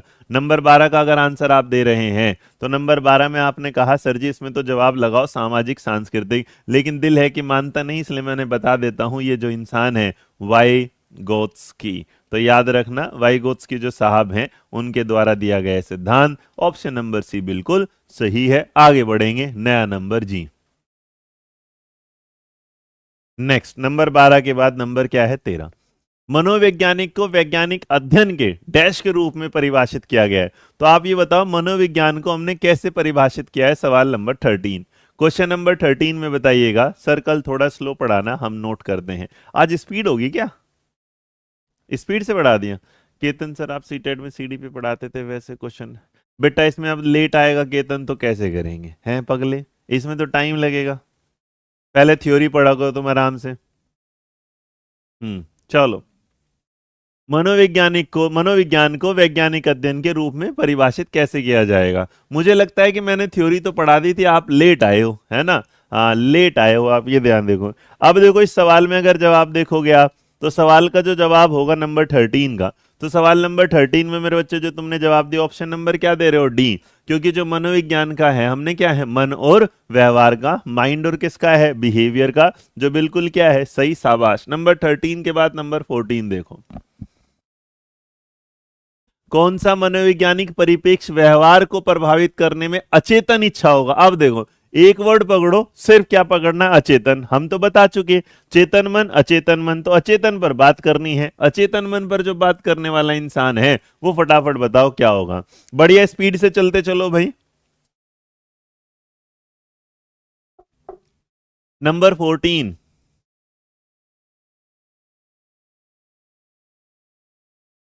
नंबर 14।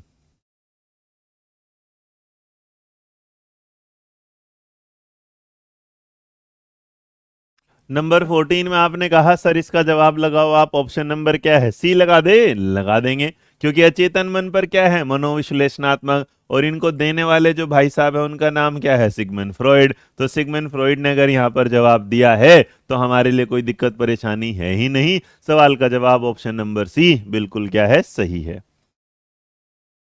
एक फोरेंसिक मनोवैज्ञानिक के अध्ययन करने की सबसे अधिक संभावना क्या होगी? आह आह आह, एक नया सवाल आ गया। आपसे मुझे एक फोरेंसिक तुमने देखा होगा ना, जब किसी का मर्डर हो जाता है तो कोई वहां से जब जाता है तो तुमने देखा होगा सबूत को इकट्ठा करने के लिए वो वाइट वाइट ब्रश लेके ऐसे साफ करने वाले कुछ लोग आ जाते हैं, फोरेंसिक टीम आ जाती है। तो जो फोरेंसिक मनोवैज्ञानिक के अध्ययन करने की सबसे अधिक जो संभावना है वो किस चीज की संभावना करेगा? नंबर 15, पहला वो संभावना करेगा एक्यूरेसी ऑफ क्या है? Eyewitness memory. Effect of advertising on buying behaviour है। प्रत्यक्षदर्शी स्मृति की सटीकता। खरीदारी व्यवहार पर विज्ञापन का प्रभाव। निर्णय लेने पर हार्मोन का प्रभाव। सीखने की शैलियों में लिंग के अंतर पर। देखो नंबर 15 जो दिमाग लगाएगा उसमें क्या है भाई, ऐसी बात है फोरेंसिक होगा तो लिंग वाली बात, हार्मोन की तो छोड़ दो, हार्मोन वाली खरीदारी का कोई मतलब नहीं। वो क्या देखेगा? जो उसे सामने दिख रहा होगा उसी को वो क्या करेगा? कैलकुलेट करेगा, उसी के हिसाब से माइंड को क्या करेगा? संयोजित करेगा। और सवाल का जवाब 15 का ऑप्शन नंबर ए आ जाएगा। निम्न में से कौन सा मनोवैज्ञानिक का प्रमुख लक्ष्य नहीं है? आपको यह बताना है कौन सी ऐसी चीज है जो मनोविज्ञान का प्रमुख लक्ष्य नहीं है। Which of the following is not a major goal of psychology, कि मनोविज्ञान का कौन सा एक लक्ष्य नहीं है? सवाल नंबर 16 का आपको जवाब देना है। क्वेश्चन नंबर 16 का आपको जवाब देना है।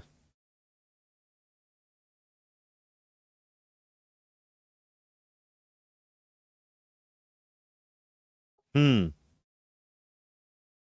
बहुत बढ़िया।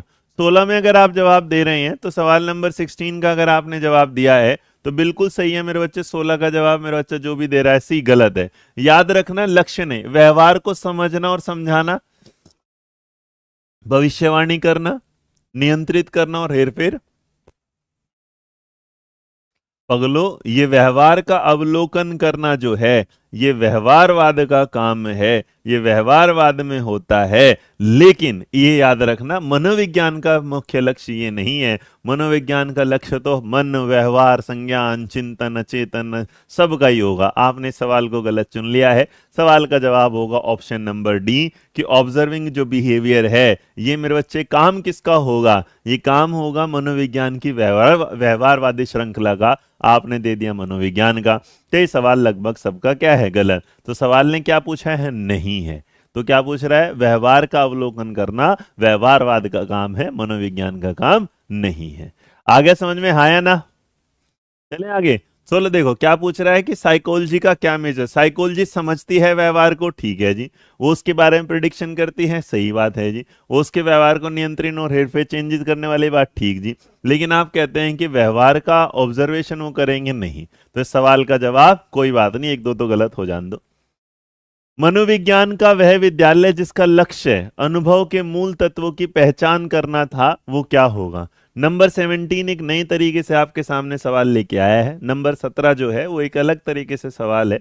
और 17 नंबर का जो सवाल आ रहा है वो आपसे पूछना चाह रहा है क्या? देखो, पहला कि मनोविज्ञान का वह विद्यालय जो अनुभव के मूल, अब देखो अनुभव के जो मूल तत्वों की पहचान कर रहा है, तो अनुभव जो एक्सपीरियंस जो है आइडेंटिफाई कर रहा है बेसिक एलिमेंट्स को। तो बेसिक एलिमेंट इसका मतलब इंट्रो वाले होंगे। अब तुम तो समझदार हो क्योंकि तुम्हें पता है कि इंट्रोस्पेक्शन वो अंत्य वाला जो हमने सीखा था वो किसके साथ सीखा था। बहुत बढ़िया। सवाल नंबर 17 जिन्होंने भी जवाब दिया है अब वो कहना चाहते हैं इस सवाल का जवाब ऑप्शन नंबर क्या होना चाहिए? सी या ऑप्शन नंबर डी? अभी तो बताया था फंक्शनलिज्म का जो मतलब था वो इंट्रो प्लस एक्सट्रो दोनों था। लेकिन हम जानते थे कि स्ट्रक्चरलिज्म जो है वो सिर्फ और सिर्फ किस पर बात करता था? इंट्रो पर बात करता था। तो जितने लोगों ने सी लगाया वो हो गया गलत, लेकिन जितने लोगों ने लगाया डी वो हो गया सही। दोनों बातें समझा दी मैंने। जहां इंट्रो और एक्सट्रो हो जाएगा वो फंक्शन होगा, जहां खाली इंट्रो होगा वहां पर क्या होगा? स्ट्रक्चर होगा। नंबर 16 एक बार है ना यहां पर बार बार, मेरे बच्चे पीछे तो नहीं जाऊंगा लेकिन अंत में अगर 16 पे मैं नोट डाउन कर लेता हूं, अगर ऐसी बात है 16 पे दोबारा बता देंगे, ठीक है? चलेगा। नंबर 18 कौन सा मनोवैज्ञानिक परिप्रेक्ष्य स्वतंत्र इच्छा और व्यक्तिगत विकास के महत्व पर जोर देता है? ये लो एक और बढ़िया सवाल, बताओ जरा। हम्म,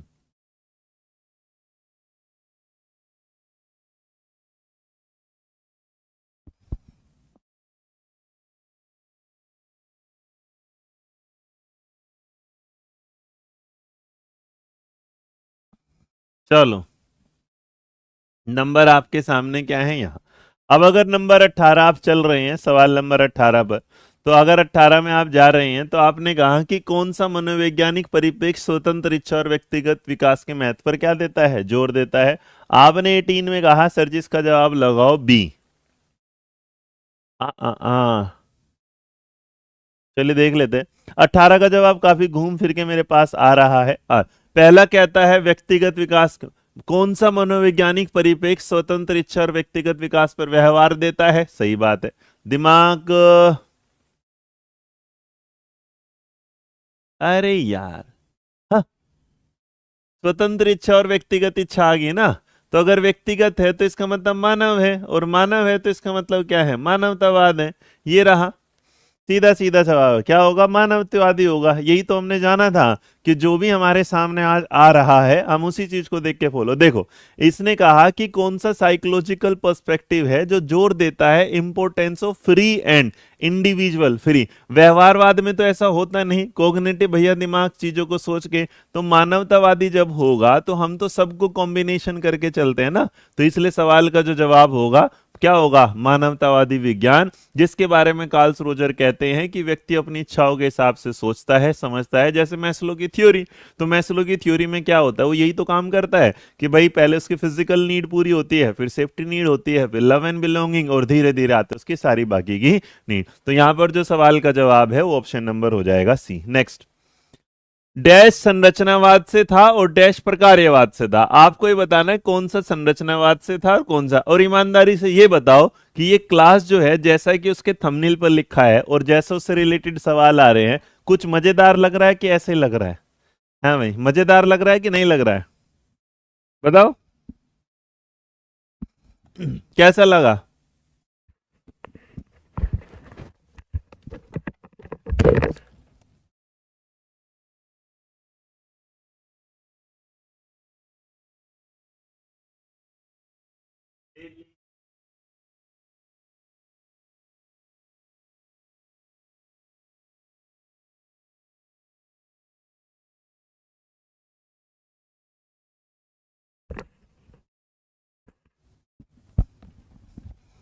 ठीक है, चलो। तो अब आपके सामने जो सवाल आया यहाँ, तो इसने पूछा है कि डैश कहाँ से और डैश कहाँ है कहाँ से। तो नंबर अगर आप ध्यान से देखोगे सवाल नंबर 19 में ऑप्शन नंबर देखो। जितने लोगों ने मेरे बच्चे संरचनावाद में वुंट लगाया, तो जेम्स तो हो नहीं सकता, ये नहीं हो सकता, हट जाओ। अब देखो वुंट और जो टीचनर है जो ए दे रहे हैं, यार ये तो सेम स्कूल के हो जाएंगे स्ट्रक्चरलिज्म के। लेकिन वुंट और जो जेम्स हैं ये दोनों हैं। भैया वुंट जो है वो संरचनावाद के पापा हैं, जेम्स जो हैं वो फंक्शनलिज्म के पापा हैं। तो इसलिए सवाल का जवाब ऑप्शन नंबर क्या होगा, बी। और ऑप्शन नंबर बी अगर है तो जिन्होंने बी चुना वो सही है, जिन्होंने बी के अलावा जो भी सुना वो क्या है, गलत है। नेक्स्ट नंबर लेके चलते हैं, नया नंबर।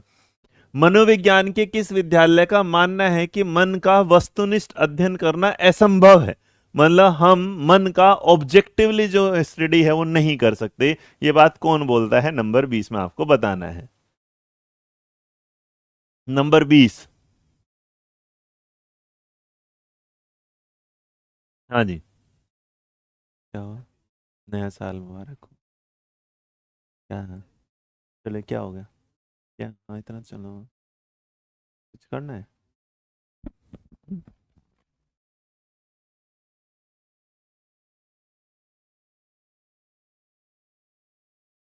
चलो, तो आपने अगर इस सवाल के जवाब के साथ देखते हैं क्या है।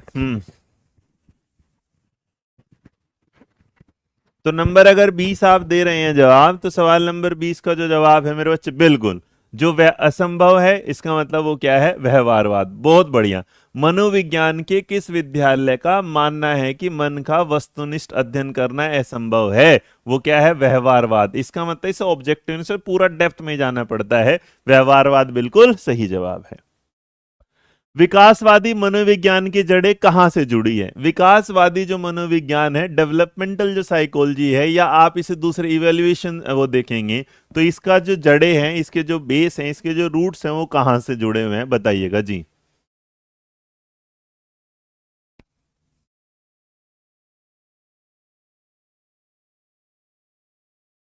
ये क्या है, बच्चे का मैसेज पढ़ा। सर मैंने 2,000 रुपये उधार लिए हैं, उम्मीद है आप मेरी प्रमोशन करें। एक सेकंड रुको। आप सवाल का जवाब दो। ये कोई उपदेश कुमार बच्चा है, क्या हो गया, बात हुई क्या उससे? ऊपर, हाँ। हाँ, पीआरटी। हाँ, फ्री तो नहीं कोर्स, वो कह रहे हो ना, खोदा कुछ, वो खरीदा कुछ है, खरीदा कुछ और गया है। हाँ।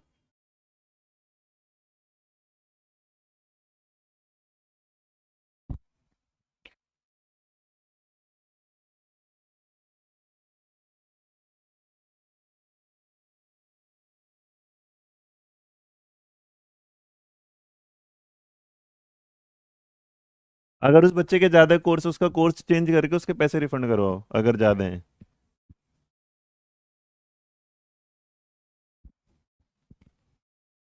ऑडियो शेयर करवा मेरे साथ उनसे। चलो भाई, ठीक है। अब आप बेटा पढ़ाई के साथ वो हो जाए, तुम चिंता पता नहीं परेशान रहते हो मेरे यार। यहाँ सवाल देखो आपके सामने, अब देखो नंबर अगर आपके सामने ही आ जाए। अच्छा, इस सवाल का एक और जवाब दे रहा हूं, कई बार आप कंफ्यूजन में आ जाओगे नंबर 21 का। तो 21 का जवाब अगर आप देंगे तो नॉर्मली आपको पता है ये क्या है मेरे बच्चे, आपके सामने फंक्शनलिज्म में क्या होगा, वही कार्य करते रहोगे चलता रहेगा तो कार्यात्मकता के साथ मिलेगा। बट एक सवाल का और जवाब दे दूं यहां पर आपके सामने। अब इसका क्या हुआ, इसकी रूट्स जो थी ना, जो बेसिकली हम देखेंगे, तो कई बार आपके सामने विकासवादी मनोविज्ञान ना डेवलपमेंटल लिखा होगा, DEVELOPMENTAL। तो ये दो हो सकता है कि अगर कहीं पर डेवलपमेंटल PSYCHOLOGY, तो मेरे बच्चे देखो इसको भी हिंदी में क्या बोला जाएगा, विकास। प्लीज याद रखना, अगर डेवलपमेंटल साइकोलॉजी लिखा हो तो इसकी जो रूट्स मिलती हैं वो कोग्निटिव से मिलती हैं, और जब कोग्निटिव में मिलती हैं तो इसके लिए आपको एक इंसान मिलता है, पियाजे।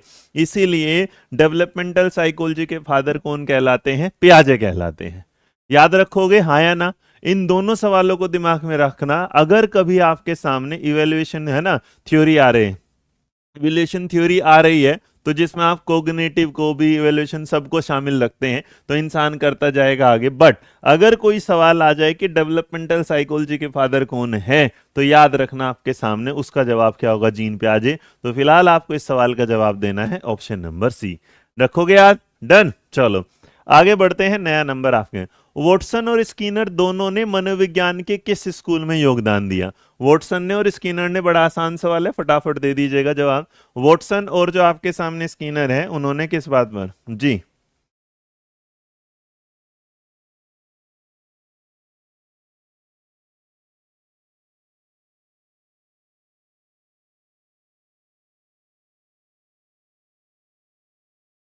चलो, अब आपने इस सवाल के साथ अगर जवाब दे रहे हैं नंबर 22, तो 22 का आसान हो जाएगा, और 22 का जो जवाब होगा वो क्या होगा, व्यवहारवाद। तो लर्निंग की थ्योरी, व्यवहारवाद की थ्योरी के साथ ऑप्शन नंबर डी बिल्कुल सही। 22 के बाद 23 नंबर देखो, संवेदी अनुभवों के मापन की खोज करने वाले भौतिक विज्ञानी कौन से थे? Who was the psychiatrist who discovered the measurement of sensory experience? बताओ जरा। संवेदी अनुभव है ना, फिजिसिस्ट है बेटा, फिजिसिस्ट है, सॉरी साइकोलॉजिस्ट देख लिया मैंने, है ना। बताओ कौन से भौतिक विज्ञानी थे जिन्होंने अनुभव के मापन की खोज पर बात की थी? सवाल थोड़ा अटपटा सा होगा, लेकिन याद रखना जहां पर सेंसरी जो फीलिंग्स थी उस पर जो थे, उनका नाम एडलर था। क्या नाम था? एडलर था। तो इस बात को थोड़ा सा अपने पास वैसे रख लेना, सवाल फैक्ट बेस में आ जाएगा, तो जो जवाब होगा वो क्या होगा, एडलर होगा। डैश मानसिक गतिविधियां हैं जिसमें सूचना का अधिग्रहण, परिवर्तन, प्रतिनिधित्व, भंडारण और पुनर्प्राप्ति शामिल होती है। मतलब कौन सी ऐसी मेंटल एक्टिविटी होती है जिसमें आप चीजों को एक्वायर करते हैं, उसको चेंज करते हैं, उसको रिप्रेजेंट करते हैं, इसको स्टोरेज करते हैं, उसको रिट्रीव करते हैं इंफॉर्मेशन को। तो नंबर जो 24 है उसका जवाब दीजिएगा क्या होगा। सवाल नंबर 24 का जवाब आप बताएंगे ऑप्शन नंबर ABCD में।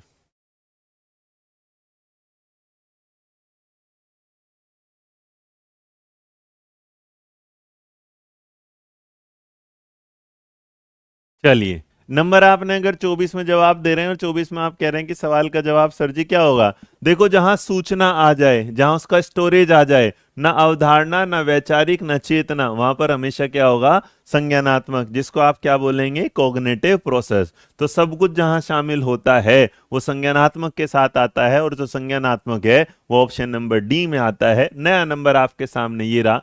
मनोविज्ञान का वह कौन सा स्कूल इस बात पर ध्यान देता है कि दिमाग कैसे और कैसे काम करता है, दिमाग कैसे और क्यों काम करता है, माइंड के फंक्शन पर जो कौन सा मनोविज्ञान बताता है कि जो माइंड है वो कैसे और क्यों काम करता है, इस बारे में नंबर 25 आपसे पूछता है। सवाल का जवाब बड़ा आसान है, बस देखना चाहता हूं आप उसे दिमाग लगा पाएंगे कि नहीं लगा पाएंगे। थोड़ा जल्दी, सवाल का जवाब नंबर 25 में आपके सामने है। 25 में अगर आप देखेंगे काम करना, काम करने का दूसरा सिनोनिम्स होता है पर्यायवाची कार्य करना, और संरचना और प्रकार्य में कहाँ मिल रहा है कार्य, प्रकार्यवाद में। तो फंक्शनलिज्म वो है जो ये बताता है कि जो माइंड है वो कैसे कार्य करता है। नंबर 26, मनोचिकित्सकीय तकनीकों की शुरुआत किसने की? साइकोथेरेपिक जो टेक्निक होती हैं उसकी शुरुआत करने वाला जो श्रेय है वो किसको जाता है? मनो, देखो, मन को पढ़ना, मन को जानना, मन के बारे में बातें करना, अचेतन मन वाला ये इंसान था जिसका नाम आपको पता है। नंबर 26 में बताइए क्या होगा सवाल नंबर 26 में सही जवाब। क्वेश्चन नंबर 26 का जो सही जवाब होगा वो क्या होगा?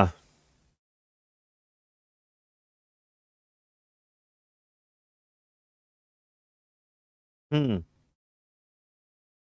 अब आपने अगर यहां पर जवाब दे रहे हैं नंबर 26 में, तो 26 में जितने भी लोगों ने जवाब दिया है डी, सिगमंड फ्रॉइड, बहुत बढ़िया, शाबाश, एकदम फर्स्ट क्लास। नया नंबर, डैश पद्धति में मानसिक प्रक्रियाएं होने के लिए बनी हैं, मतलब कौन सा मेथड होता है जिसमें चीजें हैं मेड टू अकर, मतलब वो क्या है जो होना है उसी के लिए बना है, जैसा आपने अपने उसमें सुना होनी होने के लिए बनी है। तो इस तरीके से नंबर जो 27 आपकी स्क्रीन पर आ रहा है कि जो है वो होकर रहेगा, मतलब आपसे जो होना है वो बना ही उसके लिए है, मतलब आप समझिएगा इंसान बना है कुछ काम करने के लिए। आपने कोर्स किया है बीए टीचर बनने के लिए, तो आपने क्या है होने के लिए बनी है, तो इसका जो मतलब होगा आप इसमें डिफरेंशियल होगा, क्लिनिकल होगा, जी नहीं। जब आप किसी चीज पर प्रयोग करते हैं कुछ वजह से खाना बनाओगे, तो खाना बनाना उस सिद्धांत पर क्या है बना है। अंत्य दर्शन में आप सिर्फ और सिर्फ अंतर्मन की बात करेंगे, लेकिन प्रायोगिक होगा कि आपने किसी चीज पर प्रयोग किया तो इसका मतलब आप लग गए कि इसको बनाना है। जैसे आप होने के लिए बनी, आज आपने सब्जियां काटी तो इसका मतलब सब्जी आज होने के लिए क्या है बनी है कि सब्जी बनेगी ही बनेगी। तो जितने लोगों ने इसे अंत्य दर्शन के बारे में बात किया है वो गलत है, लेकिन जिन्होंने एक्सपेरिमेंटल के लिए बात किया है, प्रयोगशाला के लिए बात किया है, वो बिल्कुल क्या है सही है। 27 का जवाब जितने लोग 100% बोल रहे हैं डी, प्लीज अपडेट करें अपना आपको और 27 का आंसर लगाएं ऑप्शन नंबर सी। डन। तो याद रखना इस सवाल का जवाब ऑप्शन नंबर क्या हो जाएगा? सी। मनोवैज्ञानिक प्रयोग करने का एक उद्देश्य क्या होता है? जब आप कोई मनोवैज्ञानिक साइकोलॉजिकल जो एक्सपेरिमेंट करते हैं उसके पीछे का एक जो सोर्स होता है वो क्या होता है, उसके पीछे का जो एक रीजन जो एम है वो क्या होगा? तो नंबर 28 अगर आपसे पूछता है, ये कहता है कि विश्व का साक्षात्कार करने के लिए होता है, प्राकृतिक रूप से लोगों को देखने के लिए होता है, बाहरी चर को नियंत्रित करने के लिए होता है, उपयुक्त में से कोई नहीं होता है। नंबर 28 ध्यान से लगाओ भाई, सवाल नंबर 28 का देखो, आप जब भी मनोवैज्ञानिक प्रयोग करेंगे तो आप नॉर्मली देखते हैं किसी चीज के कोज एंड इफेक्ट के बारे में, कि किसी चीज का कोज क्या है और उस पर आने वाला जो इफेक्ट क्या है ना, कारण और प्रभाव। विश्व का साक्षात्कार हट गया, ऊपर ऊपर से देखना हट गया, लेकिन जो आपके अंतर मन जो बाहरी मन पर है, देखो बाहरी चर को नियंत्रित करना, इसका मतलब इंट्रो एक्सट्रो दोनों को साथ लेके चलना। तो मनोवैज्ञानिक प्रयोग करने का उद्देश्य होता है कि जो आप उल्टी सीधी हरकतें कर रहे हैं उसे कंट्रोल करना, या कोई ऐसी चीज जो आपके अंतर मन में नहीं है उसे क्या नियंत्रण में लाना। तो ऑब्जर्व करना, फिर तुम व्यवहारवाद पे जा रहे हो, फिर तुमने सवाल नंबर जो इसका जवाब दे रहे हो to observe people in natural, बस ऊपर ऊपर से नेचुरल सेटिंग में देखना ना, वो कहना चाहता है टू कंट्रोल एक्सट्रोनियस वेरिएबल्स की जो आपके जीवन में परिवर्तन आ रहे हैं उनको।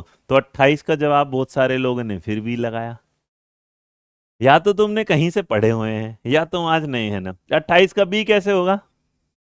है भाई, साइकोलॉजिकल जो एक्सपेरिमेंट होते हैं, अगर कोई चीज एक्सपेरिमेंट होगी तो तुम्हें लग रहा है वो कभी नेचुरल होगा? नेचुरल होता तो एक्सपेरिमेंट करने की जरूरत हम पर, हम भाई एक्सपेरिमेंट कब करते हैं? जब कुछ नया जानना चाहते हैं, चलिएगा आगे देखेंगे 28 के बाद 29। भ्रामक परिणामों से बचने के लिए डैश प्रयोगात्मक विधि की एक महत्वपूर्ण विशेषता है। बताओ, जब आप चाहते हैं कि जो रिजल्ट हैं वो उल्टे सीधे ना आए, उल्टे सीधे ना आए, तो आपके सामने आता है कि आप ना किस प्रकार की एक चीज को करना अच्छा समझेंगे। मतलब मैं पढ़ा रहा हूं और इसके रिजल्ट अच्छे आए तो तब तो ठीक है, लेकिन अगर मैं आपको ये कहूं कि भ्रामक परिणामों से बचने के लिए कि कोई रिजल्ट ऐसा ना हो जो उल्टा सीधा हो, पहले तो मैं बता दूं, जिन लोगों के दिमाग में सीटेट के जो टैग वर्ड हैं और अगर वो तब इस क्लास को ले रहे हैं तो उन्हें हर रोज धोखा मिलेगा, पहले बता रहा हूं मैं। टैग वर्ड छोड़ के आना। नंबर 29 का जो जवाब होगा, आपने कहा ऑप्शन नंबर सी, तो मैं मानूंगा बिल्कुल सही कि ये क्या, भ्रामक परिणामों से बचने के लिए नियंत्रण। इसका मतलब जब आप प्रयोग कर रहे हो तो आप प्रयोग करते टाइम थोड़ा सा क्या रखेंगे, ध्यान रखेंगे, अपने आप पर कंट्रोल रखेंगे, है ना।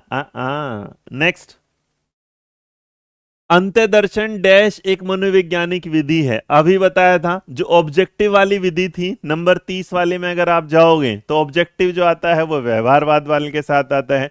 अंत्यदर्शन आपसे पूछ रहा है, बताइएगा क्या होगा। अंत्यदर्शन के बारे में अगर आप बात करेंगे नंबर 30 के बारे में, तो अंत्यदर्शन कहता है क्या, कि मैं एक ऑब्जेक्टिव उद्देश्य रखता हूं, मैं व्यक्तिगत रखता हूं, विषयपरक रखता हूं, या क्या। तो मेरे बच्चे याद रखना, इंट्रोस्पेक्शन सबसे ज्यादा बड़ा सब्जेक्टिव मेथड है। कोई पूछेगा सबसे पहला सब्जेक्टिव मेथड कौन सा है, तो याद रखना वो इंट्रोस्पेक्शन ही कहलाता है। सवाल का जवाब 30 का ऑप्शन नंबर सी है। आगे देखेंगे नंबर 31। बी लिख दिया, कर दिया, इसमें भी गड़बड़ है भैया। इंडिविजुअल है, इंट्रोस्पेक्शन याद रखना सब्जेक्टिव है, और जो ऑब्जर्वेशन वाला था ऑब्जेक्टिव था। वैज्ञानिक मनोविज्ञान का केंद्र बिंदु या केंद्र क्या होता है, साइंटिफिक साइकोलॉजी का जो मेन फोकस पॉइंट होता है वो क्या होगा। तो तुम्हारे साथ लोचा हो गया, इसीलिए मैं कहता हूँ मेरे बच्चे जितने लोग ना जब साइकोलॉजी पढ़ते हैं, मेरे को मजा आता है फैक्ट वाली साइकोलॉजी पढ़ाने में, क्योंकि इसमें इतने तुम गलत होते हो, उस टाइम तुम्हें पता चल जाता है कि तुम कहां पर हो अभी। हाँ जी, नंबर 31, सवाल नंबर 31 का जो जवाब होगा वो क्या होगा, तो नंबर 31 जो जवाब होगा वो ऑप्शन नंबर क्या होगा, ए। वैज्ञानिक मनोविज्ञान का साइंटिफिक, इसका मतलब जहां आपने एक्सपेरिमेंट लैब सारे ऑब्जर्वेशन किए हैं, और वही तो है, ये रहा अवलोकन। तो याद रखना हमारा जो ऑब्जर्वेशन होता है, the focus point of scientific psychology and experiment, इसीलिए सारे के सारे व्यवहारवादियों ने जितना भी एक्सपेरिमेंट किए हैं वो सारे कुत्ते बिल्ली जो भी उन्हें देखा है, जाना है, और उसके बाद आगे बढ़े हैं। तो सवाल का जवाब ऑप्शन नंबर सी। 31 में भी तुमने बी लगाया है, तो इसके लिए आपकी गलती, आपको मुबारक हो। नंबर 32, आत्मनिरीक्षण का दूसरा चरण क्या होगा, the second stage of introspection जो होगा वो क्या होगा। इंट्रोस्पेक्शन की जो सेकंड स्टेज होती है वो क्या होती है, नंबर 32। नंबर 32 में याद रखिए इसकी दो ही स्टेज होती हैं, पहली और दूसरी, है ना। तो अब पहली और जो दूसरी होती है वो बता दो नॉर्मली। तो आत्मनिरीक्षण का जो दूसरा चरण होता है वो क्या होगा। बेटा थ्योरी, रीता कुमारी जी जो आई हैं, लेट आई हैं, जो भी बच्चा इस क्लास में लेट आया है वो अपने आप से उसने धोखा इस बात का खाया है कि मैं क्लास के पहले थ्योरी करा चुका हूं, फिर मैं उसके सवाल करा रहा हूं। तो जो भी है कल दोपहर में 12 बजे अपने टाइम पे आ जाना, पहले थ्योरी फिर क्या है सवाल, थ्योरी सवाल, थ्योरी सवाल, थ्योरी सवाल, बाकी कर देंगे बवाल। और ये रहा, अब इस सवाल में अगर आज आप लगाए आत्मनिरीक्षण, तो याद रखना उसका एक ही दूसरा स्टेप होता है जिसमें आप क्या लेते हैं, निर्णय। जिसका क्या लेते हैं, निर्णय। ये भी सबका गलत है। सवाल नंबर 32 का जवाब ऑप्शन नंबर बी था। एक प्रयोग में यह महत्वपूर्ण है कि केवल निर्दिष्ट डैश को बदलने की अनुमति दी जाए। In an experiment it is important that only the specified dash be allowed to change. कौन सी चीज को आप बदलने का वो रखते हैं, नंबर 33।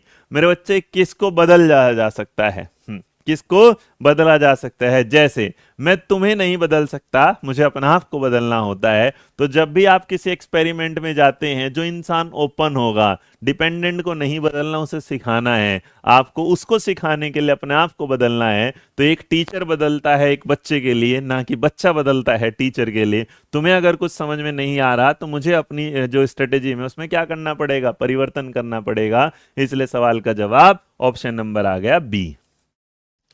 छोटे बच्चों के वातावरण को विशेष पुस्तकों और खिलौने से समृद्ध में बुद्धि परीक्षणों में उनके अंक बढ़ेंगे। यह डैश और डैश चरों का क्या है मामला है, वाजीवा। बताओ जरा नंबर 34 का क्या होगा सवाल का जवाब। क्वेश्चन नंबर 34 का जवाब क्या होगा।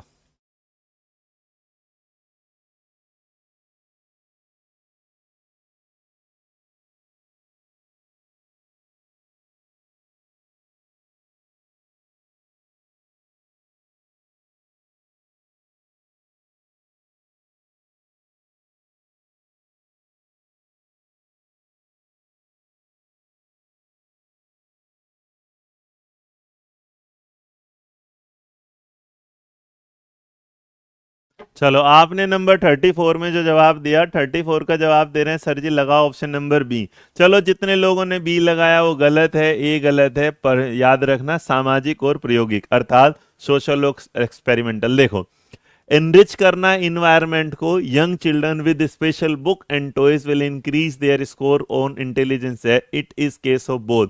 बाहर जाएंगे तो इसका मतलब चीजों को देखेंगे, उस पर एक्सपेरिमेंट करेंगे, तो क्या होगा, सोशल भी होगा, एक्सपेरिमेंटल भी होगा। सवाल का जवाब ऑप्शन नंबर सी होगा। यहां पर भी आप गलत हैं। तो एक बात तो तय हो गई, तुम सीटेट की पेडागोजी तुक्के से पढ़ते थे, तुम्हें मनोविज्ञान नहीं आता। अब तुम्हें मनोविज्ञान नहीं आता तो तुम्हें मनोविज्ञान पढ़ना पड़ेगा, और पढ़ने के लिए हर रोज दोपहर में कब मिलना है, 12 बजे। कितने बजे चीन टवाक डमडम वालों, 12 बजे। चलो, राजनीतिक चुनाव आंकड़ों पर आधारित होते हैं। जो हमारे राजनीतिक चुनाव होते हैं वो जिन आंकड़ों पर आधारित होते हैं, सवाल नंबर 35 में पहला कहता है वो डिस्क्रिप्टिव पर होते हैं, वो इन्फेरेंटल मतलब अनुमान लगाने पर होते हैं, नन ऑफ दी जी नहीं। वो याद रखना, जो पॉलिटिकल पोल आते हैं जिसे आप एग्जिट पोल बोलते हो, तो एग्जिट पोल क्या करते हैं, नमूनों पर आधारित होते हैं। वो क्या करते हैं, रैंडम 4-5 लोग एक ग्रुप से पूछेंगे तुमने किसे वोट दिया, जैसे वहां पर हुआ था, क्या बोलते हैं, हरियाणा में जो हुआ था, जब एग्जिट पोल आया कि भैया सब जीत जाएगी कांग्रेस कांग्रेस कांग्रेस, और जब रिजल्ट आया तो देखो कौन जीत गई। तो इसका मतलब सिर्फ अनुमान लगाए थे, कोई भी इसका वो नहीं, ऑथेंटिक वो नहीं। हरमन एबिंगोस एक कौन थे, हरमन हरमन एबिंगोस, जिसको मैंने ट्रिक से याद करा रखा है वो इसको फटाफट जवाब देगा, और अगर उसने जवाब नहीं दिया, आज नए साल पे डांटूंगा नहीं बस तुम्हें। हम्म।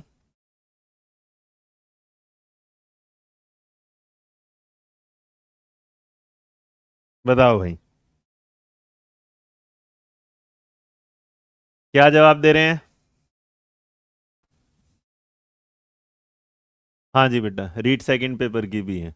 अब आप इसमें नंबर जो 36 होगा, तो जिन्हें याद है, अरे पगलो, हरमन जर्मन, हरमन जर्मन इतनी बार याद दिलवाया था, अमेरिका की लिख दी, अंग्रेजी लिख दी, हरमन जर्मन, रिद्धि चौधरी, सारे के सारे जिन्होंने सी लगाया वो सही हैं, बाकी सारे के सारे क्या हैं, हरमन और जर्मन, इतनी बार याद दिलाया हमें। ठीक, चलो आगे देखेंगे नंबर 36 के बाद नंबर 37। प्लेटो की पुस्तक में व्यक्तिगत भिन्नताओं की चर्चा की गई है, एक इंडिविजुअल डिफरेंसेस की जिक्र किया गया है, जो प्लेटो साहब की किताब थी। नहीं भी पता तो उसे लिख लीजिएगा, उनकी किताब का नाम है रिपब्लिक। गणतंत्र जो है नाम, या हम गणतंत्र, सारे लोग स्वतंत्र हैं, सारी इच्छाएं सारे विचार हम इसको अपने समाज में शेयर कर सकते हैं, तो इसलिए मेरे बच्चे याद रखना 37 का जवाब ऑप्शन नंबर क्या होगा, ए। थक गए तुम तो।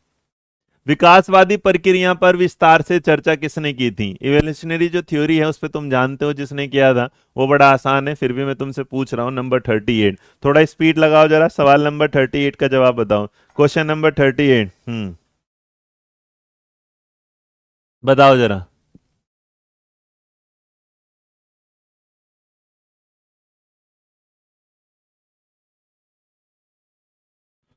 चलो आपने इसका जो जवाब दिया नंबर 38, उसमें सीधा सीधा दिख रहा है हमारे कौन है, डार्विन साहब। तो आपने ऑप्शन नंबर ए अगर 38 का दिया है तो बिल्कुल क्या है, सही है।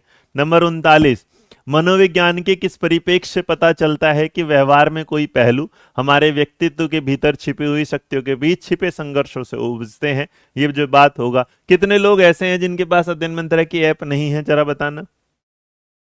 कितने लोग ऐसे हैं, तुम्हें थोड़ा सा ना सीरियस करना पड़ेगा एग्जाम के लिए। Question number 39, option number A B C D. तो इसका जो जवाब होगा मेरे बच्चे, भीतर छुपी अचेतन मन। अचेतन मन किसके साथ आएगा, साइकोडायनेमिक। साइकोडायनेमिक कौन है, सिगमंड फ्रॉइड। नंबर 39 का जवाब ऑप्शन नंबर डी।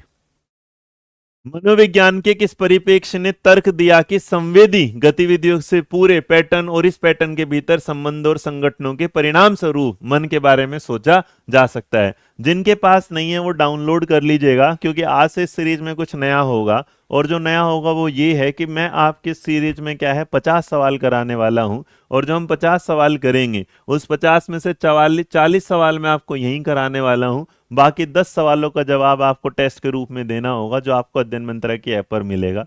तो जहां पर ये क्लास होगी रीट की क्लास के रूप में आपको दिख जाएगा, फ्री क्लास में, आपको कोई खरीदना नहीं है, वहीं पे जाना, वहां पे मिल जाएगा। नंबर 40 का जो जवाब है वो ऑप्शन नंबर क्या होगा? डी, जो भीतर के पैटर्न पर बात करने वाला क्या है? गेस्टोल्ट। और आपने इस सवाल का भी जवाब क्या है? गलत दे दिया है। टेलीग्राम पर बेटा पीपीटी और पीडीएफ ना खोस ही जाते हैं, गुम हो जाती हैं, इतनी चली जाती हैं, इतनी सारी तो ऑलरेडी। बाकी देखो इसके अलावा भी इसमें कुछ और सवाल हैं, जो सवाल विद आंसर की आपके सामने क्या होंगे? अध्ययन मंत्रा के ऐप पर आपको मिल जाएंगे।